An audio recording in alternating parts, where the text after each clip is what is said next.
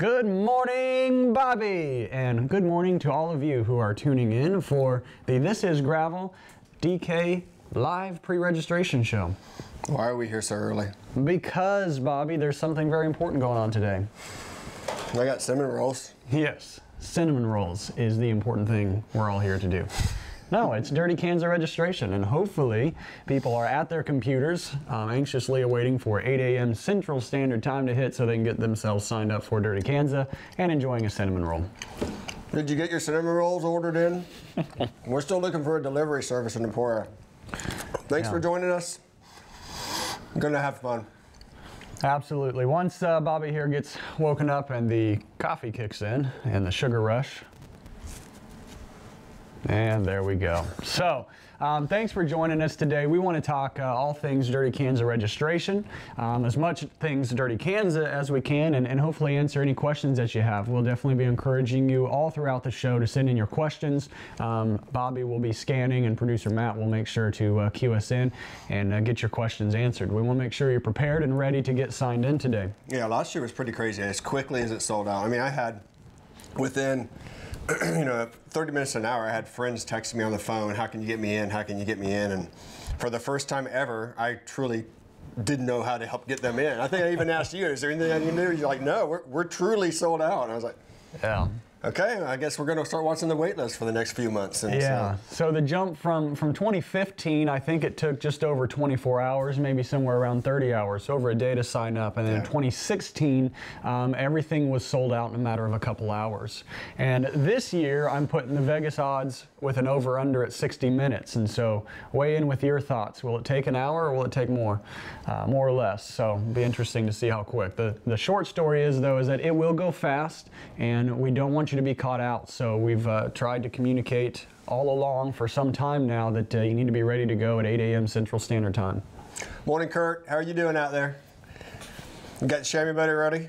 I mean, you need to be sitting on the seat for a while, so you might need that chamois butter. So, no, yeah, it'll be exciting. Actually, I can't wait for phone here to start blowing up too. So I know Kurt's ready. He's got about a contingent Jason, how you doing? Close to 30 chamois butter folks this year, I think, over 20. So you'll see lots of yellow and purple out there this year. Corey's, whether you like it or not. Corey Godfrey speaking up. He says less than an hour. All right. No, you always gotta like those colors. Oh, you love it. Love it. You can't miss those folks. I like seeing it on the horizon because it gives me a target to try to ride after, you know. They usually ride away from me, but there are a few that I can catch now, so it's good to see them out there. So, well, I want to turn to a specific section of our population and talk to the women this morning. For those of you that have been paying attention, we have started a campaign this past fall and into the winter called 200 Women, 200 Miles.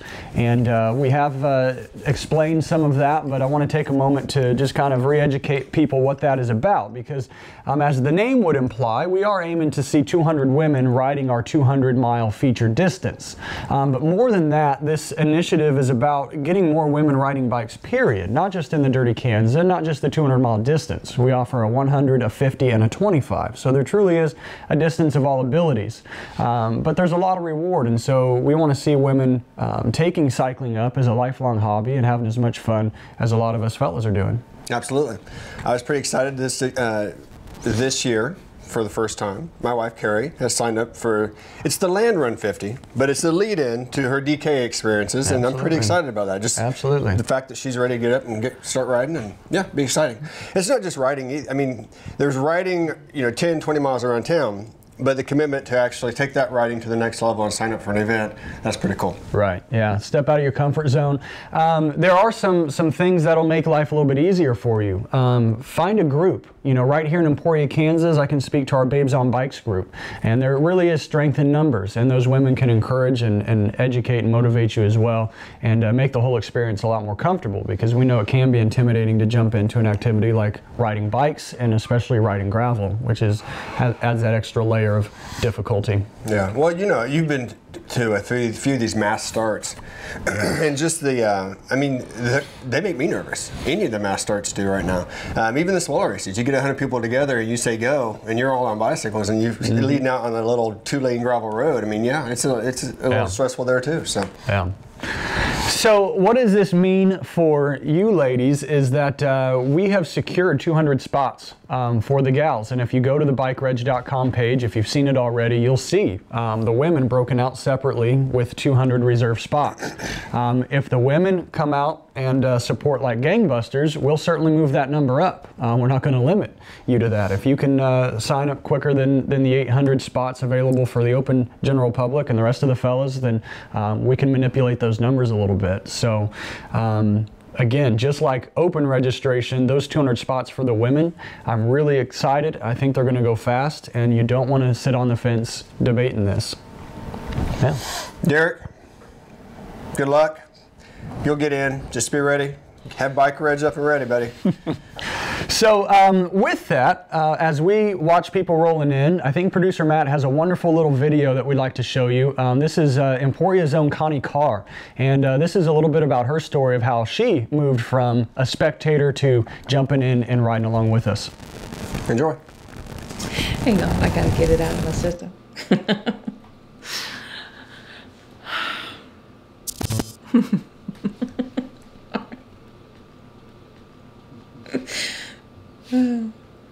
All right, where do you want me to start?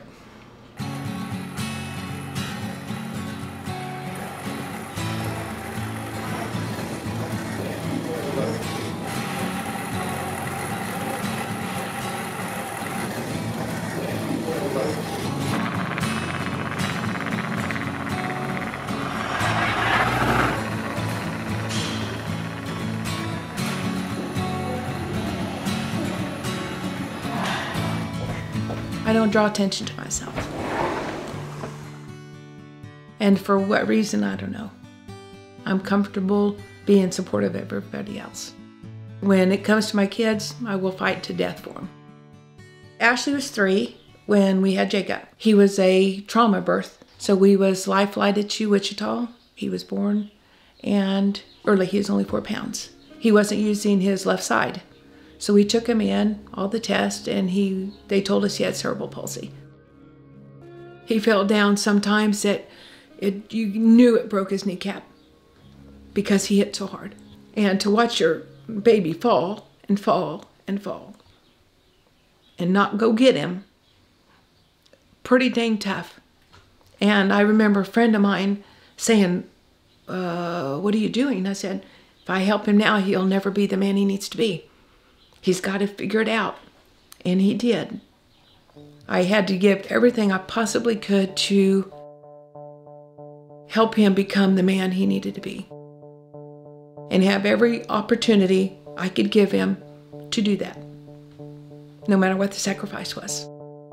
When I was younger, I was somewhat of an athlete, and I kind of let that go to the side. Watching the DK for these past years, watching the bikers, it's been a passion. I've always liked to do that. This is the 10th year for the DK. For the last 9 years, I like watching the bikes. I like the thrill of them being in that condition to want to go through the Flint Hills for 200 miles. They were going by and they were going by, and it just hit me. I said, Bill, I'm just going to have to do it. I'm going to do that ride next year. I knew I could do that. It's a lot of work.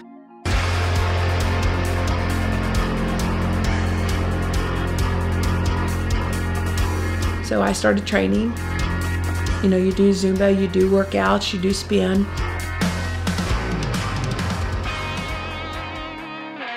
I feel an athlete coming right out in front of me. In the mirror, that's who I'm seeing right now, is an athlete coming right out. I can do it. I have to be in shape or I'm not going to make it. I can do this.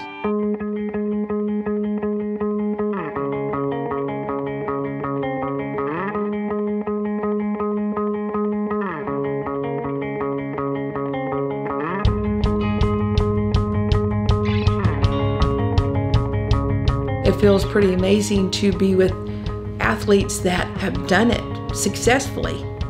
To even be in that group is overwhelming at times. About time. I've been waiting for a long time. About time you showed up. My story is, no matter what happens to you in your life, make the best of it. My next part of my life is just starting. It's starting with me gonna be in the dirty Kanza for the first time. What an accomplishment, I think. And I want to show my kids and my grandson, you can do anything you want to do. Hi. That's my little grandson. Come here. Well.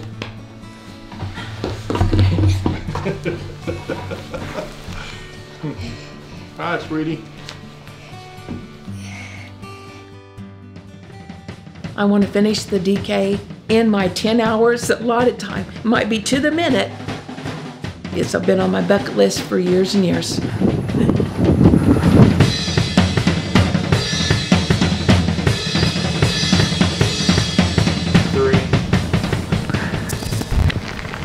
So, huge thank you to Anthony Martinez of Como Films for assistance in making that video.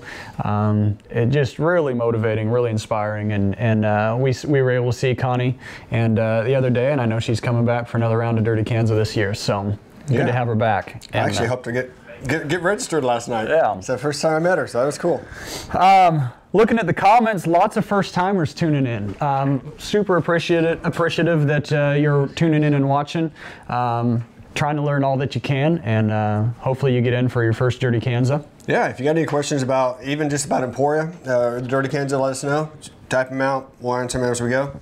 Yeah, send us your questions. Anything DK registration, Dirty Kanza, 25, 50, 100, 200. Where to get the best cinnamon rolls in town? Yeah, that's right. So, we're going to go into answering some questions at this time. I know producer Matt had some for us, and we'll be watching for yours. So, okay, guys, to start, how did you guys get into cycling? That's a question we get all the time on the page, but I don't think we've really gone over it. How did you, Bobby, and Leland get started on bikes? Bobby, how did? Oh, I get to go first. I gotta eat. Bobby's letting me go first. You should eat on the show more often. Let's see. I was. It was about 10 years ago, and I was. 30 seconds or shorter. 30 seconds or less. Okay. Well, I bought a bike. I pedaled it, and that was the story then. If that's what Bobby's gonna limit me to. Go ahead. Go ahead. Let's see. I was jumping out of planes. Thought I was going to be a skydive instructor, and then thought maybe that wasn't a great idea. Got talked into going on a mountain bike ride, and I was hooked. And so really the rest is history. But once I found the mountain bike, all the other activities I was pursuing just fell to the wayside. I was in love. And then as gravel took off, obviously that was a natural progression from mountain biking into gravel cycling. And here we are today. You jumped out of planes? I did. And that moved you into mountain biking? Correct. I jumped off a couch. I had 15 years of sitting on a couch. Equally as thrilling? Yes, it was equally as thrilling. I watched every single NFL game there was, every single college football game there was, and I jumped off a couch to get into not mountain biking, but riding my bike down the block. And that's how I slowly got into cycling. So, well, you were coming at it from a father, husband. I was a young single man with no understanding of my mortality. Yeah, you know, we had the corporate telecom life up in Kansas City, and you know, you're working 10, 12 hours a day trying to climb that corporate ladder, and then we moved back to Emporia, and my wife started up her dental practice and allowed more time for family life and everything else. So yeah, and then you just start riding a bike, and 1 block today, 2 blocks tomorrow, right? Heck yeah, heck yeah. That's what they say. So that's how I did it. Yeah, the main thing is for all of you guys that are just getting into cycling or just attempting your first Dirty Kanza is do not stress yourself. Don't sweat it. It's supposed to be a fun thing. Don't make it anything other than that, and just take your time, ask questions, read up all the information you can, and again, ask those questions and just dive in and do it, and don't be scared of it. Yeah, ask away. I didn't have anyone to really ask back then, so. That's crazy. We've been doing this show for a year already, and I've never heard that about you jumping out of planes, Leland.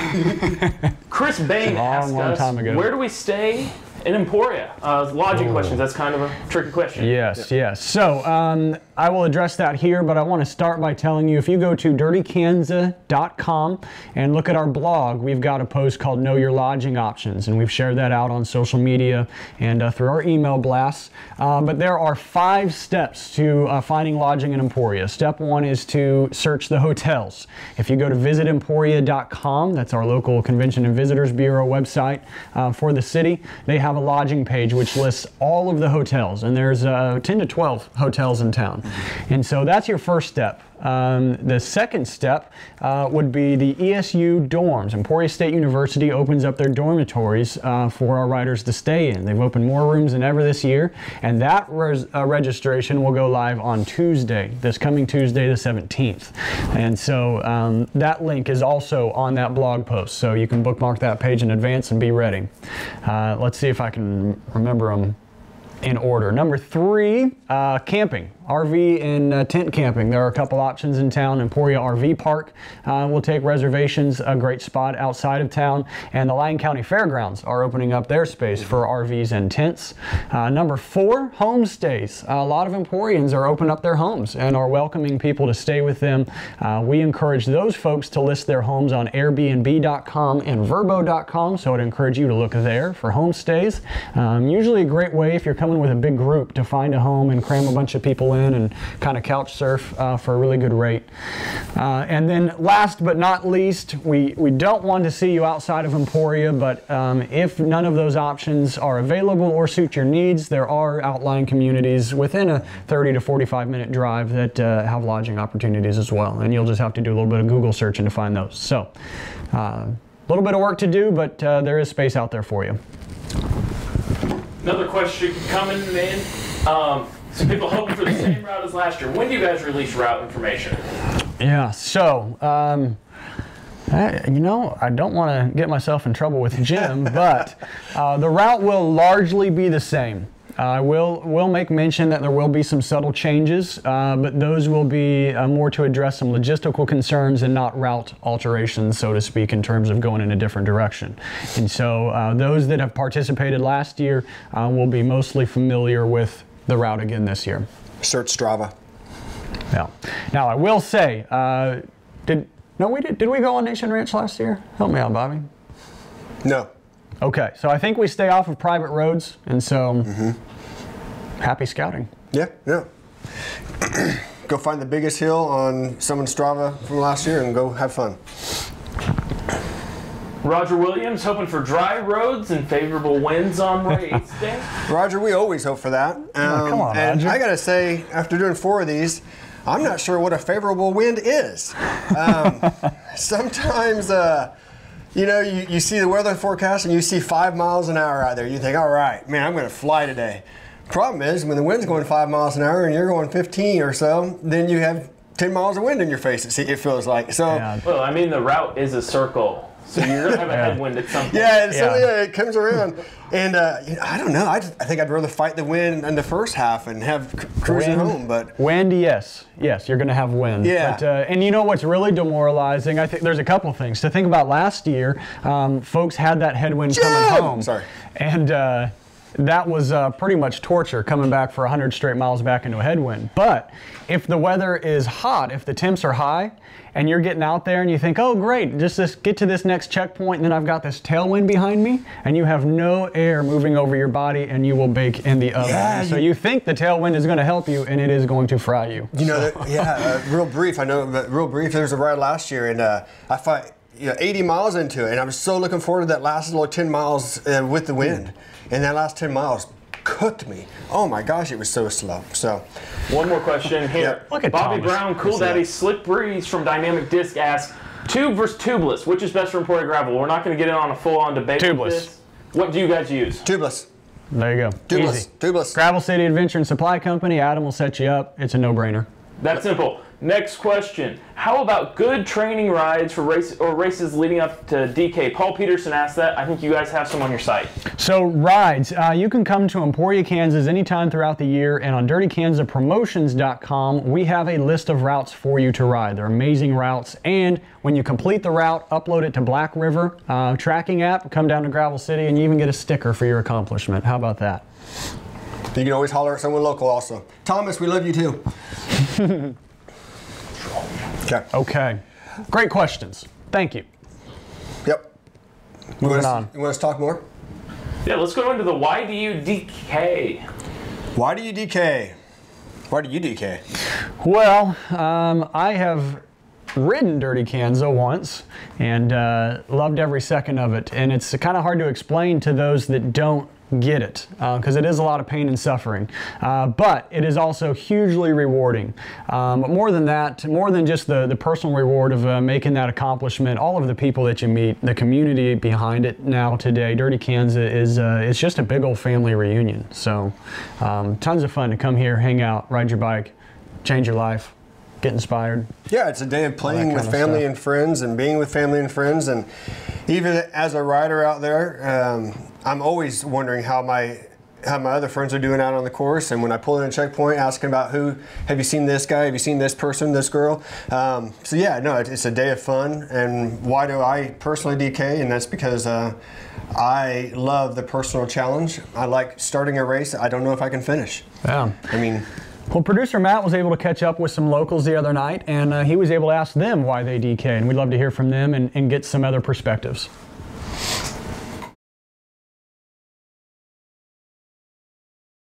I DK because I can DK. I ride because it's a challenge, man. It's a brutal distance. It's a brutal event. I do it just to prove to myself that I can do it. It's fun. The camaraderie of people all over the country, as well as the people in town. There's 100 different reasons, man. But it's an awesome time. It's an awesome event in Emporia. Like I said, getting to see people from all over the country and all over the world. So it's exciting. It's fun, and I love it. Well, I DK. I get out there. I like getting other people out to ride. Just meeting the other people from other towns. I mean, people come to Emporia to see what Kansas Gravel is all about. I mean, it's kind of like what I do it for. I mean, that's about it. I mean, I go out there, I push myself to the limit. I can say I'm a 5-time finisher, and now I'm just kind of going out to have a good time. I mean, I'm not out there to race it, I'm out there to make good friends. So that's about it. I DK for lots of reasons. I DK for myself, to stay fit, to enjoy being outside, and of course, enjoying this awesome community. Oh, just to kind of challenge myself and meet a lot of nice people and have a good reason to kind of complete some fitness goals and stuff like that. Got into cycling, I guess, about 6 years ago. Entered in my first DK 200 that year. There was not a half pint option. I was so far in over my head that I didn't even realize it, and that race chewed me up and spit me out like the amateur that I was, but I was hooked.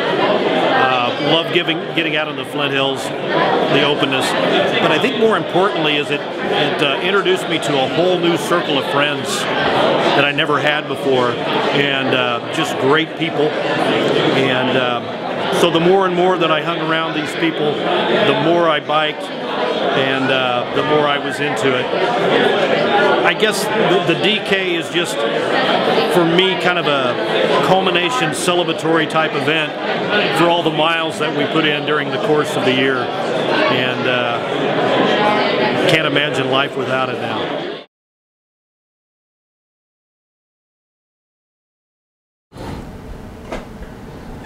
Awesome. I love hearing from friends about why they DK. Absolutely. I want to say really quick, we have about 6 minutes before opening. Wendy, I see you got your Reg page up. I encourage everyone also, don't leave us but, on a separate tab. Get it ready. BikeReg.com, log in, have it ready, do the search, and yeah, just be ready for it. You can't use our beautiful mugs as an excuse for missing registration, so be ready. You should have some kind of no allowance or anything. We'll let them in. We'll let them in. All right. I'll probably laugh at you. Robert Franklin, I've heard that from a few people, man. Great job. Yes. Let's see here. I know Kurt Shellman was asking about openings in our DK camp. We host a Dirty Kanza training camp the end of March, 1st of April, and we are actually full. We filled up super fast. We're taking 40 athletes this year, but next year, 2018, it's a great way to get your registration to Dirty Kanza early, because registration comes with your camp entry, and an amazing opportunity to ride our roads and learn everything it takes to finish Dirty Kanza. Yeah, absolutely. Hey, let me just say, if we're missing any questions on here, I mean, we got an entire 5 months worth of shows leading up that we'll make sure to address a lot of these things, like tire sizes, that kind of stuff. Mark Smeltzer was calling me out there, loved every second of it, but make no mistake, you will hate periods of Dirty Kanza. Heck yeah. But nothing lasts forever, and you'll come back out of it. No, you'll hate it going up one hill, and you'll love it coming down the next. So. Hey, Bobby, why don't you talk a little bit? You've done it. You're going for your fifth completion this year? I'm going for my 5th completion this year. Yes, Matt. Yes, my 5th, yes. Talk about the emotions through the day, or maybe leading up to the week of. What's it like as you've registered? What's it going to be like for him now going forward towards the event?